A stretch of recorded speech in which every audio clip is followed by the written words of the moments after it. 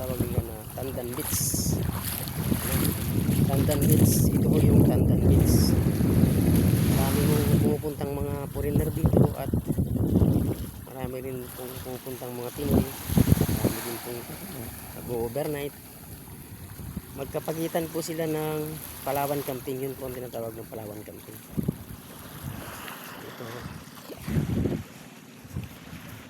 Ito hong beach na to dati ho,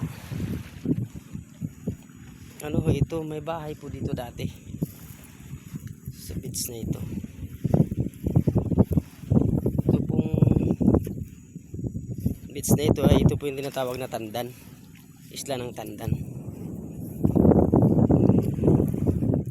Maliit lang po ang isla na ito. Ito po yung isla na ang sabi nila dati ay nakunan daw nila ng ginto o sinasabing kayamanan.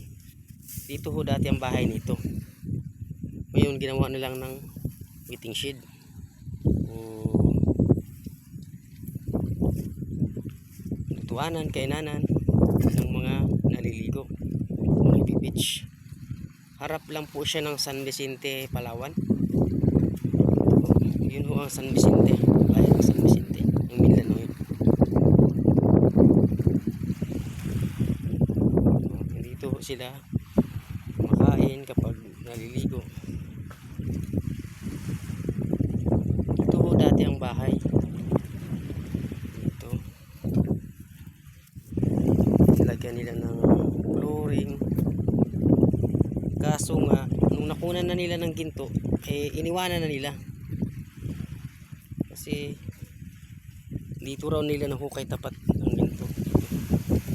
Tinambakan na lang nila ulit. Ito sa tabi ng playa.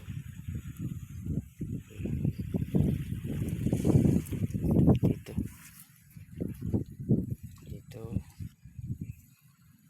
Yan. May butas ho ito dito dati. Sa huling punta ko, o unang punta ko, mga lods, may butas ho yan dyan dati, malaki. Tapos ngayon, wala na, tinakpan na nila. At marami ng dahon.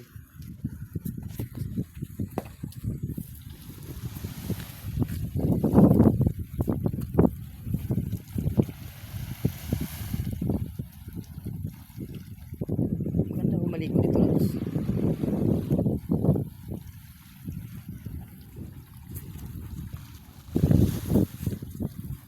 Malinaw ang dagat.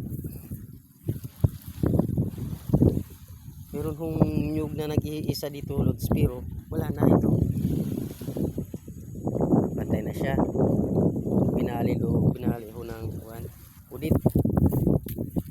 Tumumba yung dulo, naputol. So,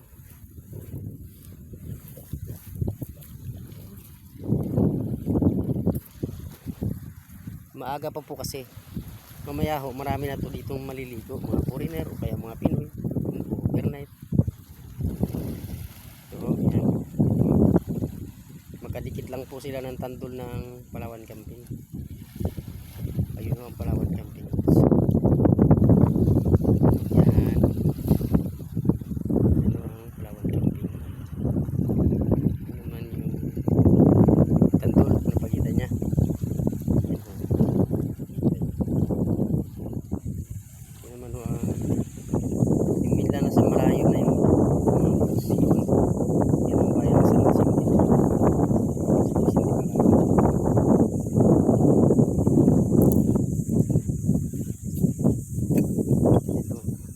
Isla na ito, lods. Nakikita nyo. Kabilaan, puro bato yan, paikot. Yung waiting shed una yan, dyan ho ang bahay noon. Saglit lang rin ho sila nakatira dyan kasi nga pakay lang ho pala nila dyan yung tinatawag yun na